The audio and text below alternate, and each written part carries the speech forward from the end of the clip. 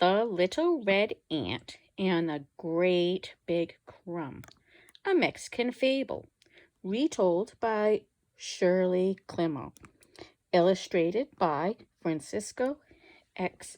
Mora.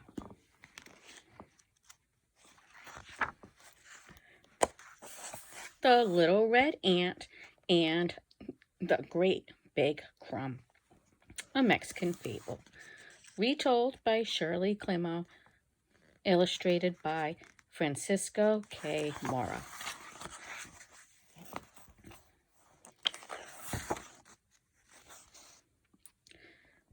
Once, in a cornfield in Mexico, there lived a little red ant.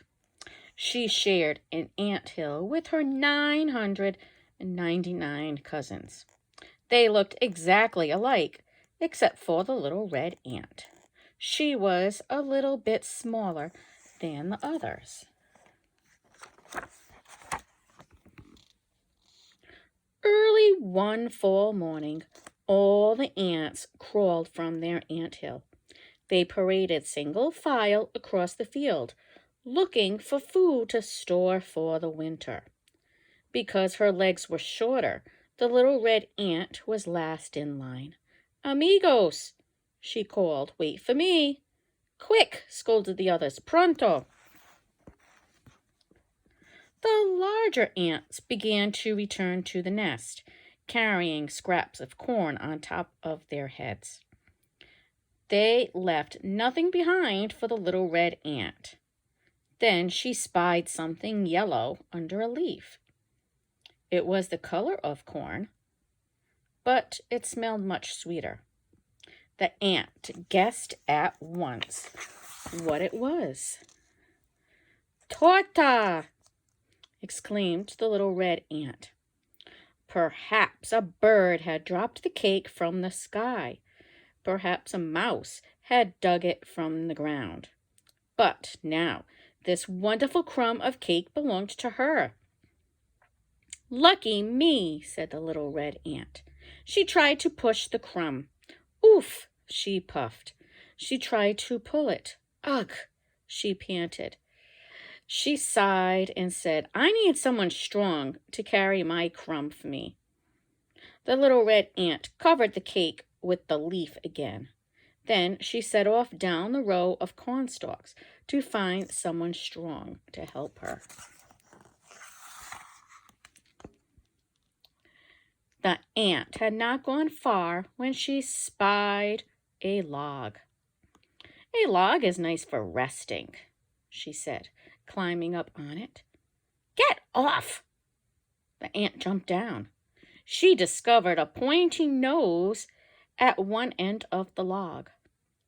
At the other end, she found a twitching tail. The ant guessed at once what it was.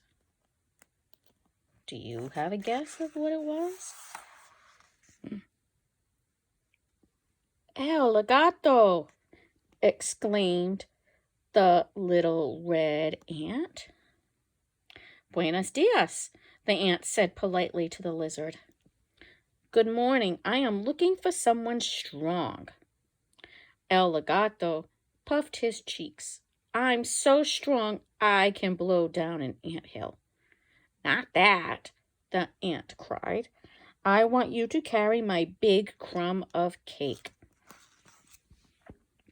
"Too cold," grumbled the lizard. "I'm stiff as a stick until El Sol warms me up." "Then El Sol is stronger than you are," said the ant. "I shall ask the sun to help me." "We can wait for him together," El Gato whispered. He flicked out his long tongue. "Come closer." "No, gracias," the ant said quickly. "No, thank you." She did not want to be breakfast for a hungry lizard. The little red ant ran down the row as fast as her 6 legs would take her.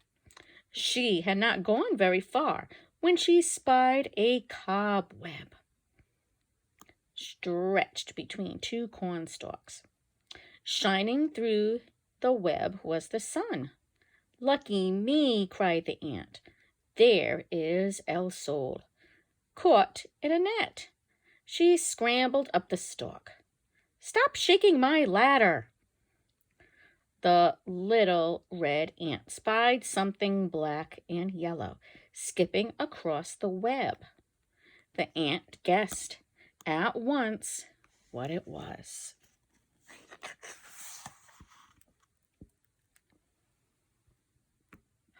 "La araña!" exclaimed the little red ant. "Pardon?" said the ant to the spider. "Excuse me, I am climbing to the sun to ask him to carry my crumb of cake. El Sol is very strong." "Foolish ant!" scoffed the spider. "No one can climb so high. Anyhow, I know someone stronger than El Sol." "Who?" asked the ant. "El Gallo. He wakes the sun every morning." "Then I shall ask him to help me," the ant declared. "Stay a while," La Araña coaxed, "and keep me company." The little red ant gazed up at the spider. The sun had moved higher in the sky and no longer seemed caught in the web. A fly was caught instead. "No, gracias," said the ant quickly. She did not want La Araña to tie her up like the fly. "No, thank you." The little red ant backed down the stalk and hurried on her way. She had not gone very far when she stumbled over the roots of two tall, thin trees. "¿Qué pasa?" a scratchy voice demanded. "What's happening?" The ant rubbed her eyes. She saw that the roots were really claws. She saw that the trees were really legs. She looked up and saw a fierce face with beady eyes bending over her. A yellow beak snapped open and shut, and a red topknot bobbed up and down. The ant guessed at once what it was. "El Gallo!" exclaimed the little red ant. "Por favor!" the ant begged the rooster. "Please don't eat me." "Ants taste horrible," squawked El Gallo. "Then will you carry my crumb of cake for me?" "I'm too busy," the rooster cocked his head. "Did you say cake?" "Si," said the little red ant. "Yes." "Cake tastes delicious," crowed El Gallo. "I shall eat your crumb myself." "But," the ant began. "Where is it?" The rooster ran about in circles.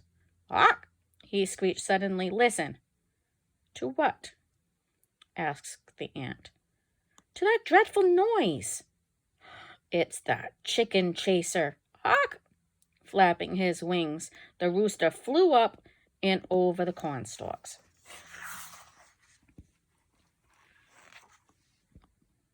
The ant was glad to see El Gallo go before he found her great big crumb. "Lucky me," said the little red ant, and hurried on her way. She had not gone very far when she came upon something big and bristly. Its nose was pointed to the sky, and the dreadful noise was coming from its mouth.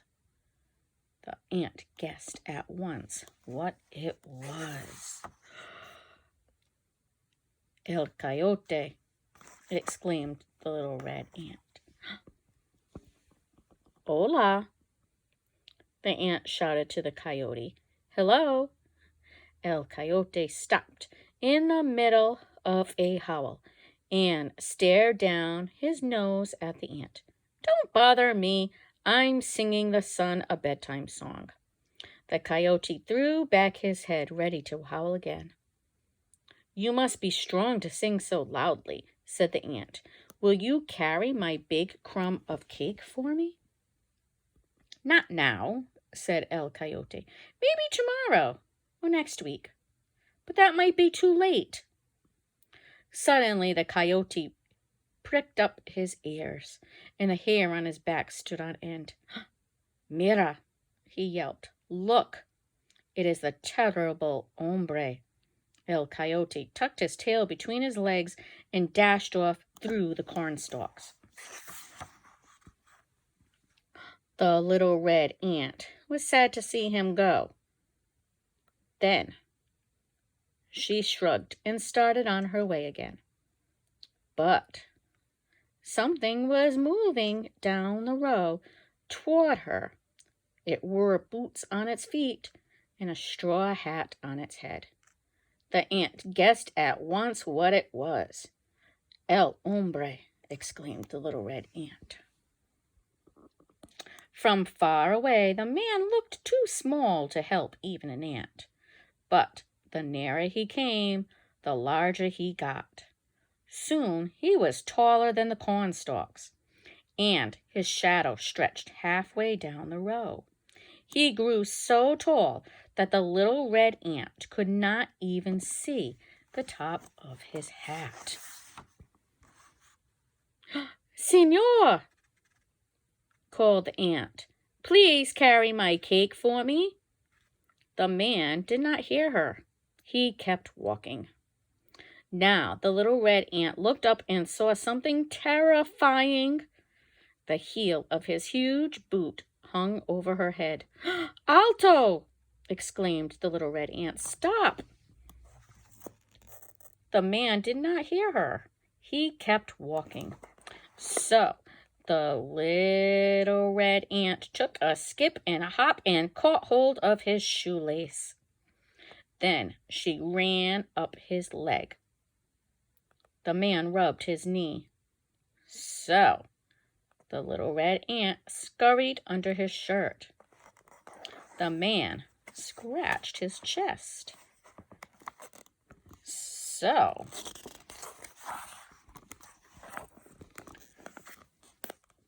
the little red ant skittered over his shoulders. The man slapped his neck. So the little red ant crept into his ear.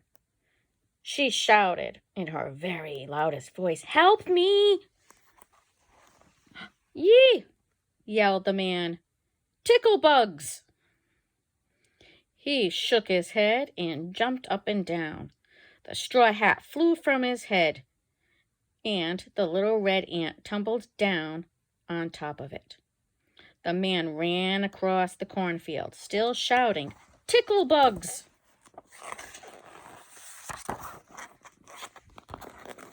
The ant watched him go. Adios, señor, she called. Goodbye. Then she thought of something quite surprising. I frightened el hombre? Who scares el coyote? Who chases el gallo? Who wakes el sol? Who warms el lagarto? Who can blow down an anthill so? I am the strongest of all.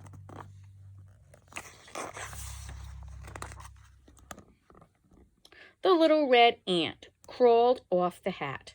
She followed her trail back through the cornstalks, just the way she had come. At last she had reached her crumb of cake and pulled off the leaf. Ah, said the ant, sniffing. The cake was warm and sticky and smelled sweeter than ever.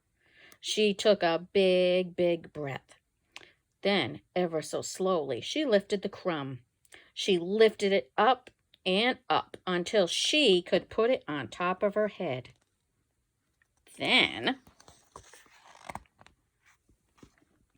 step by step, inch by inch, all by herself, by the light of the moon, the ant carried her wonderful cake home to the anthill.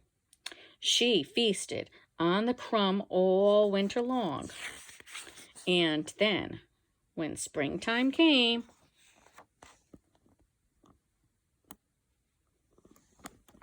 She was exactly the same size as her cousins. "Lucky me!" exclaimed La Hormiga, the ant.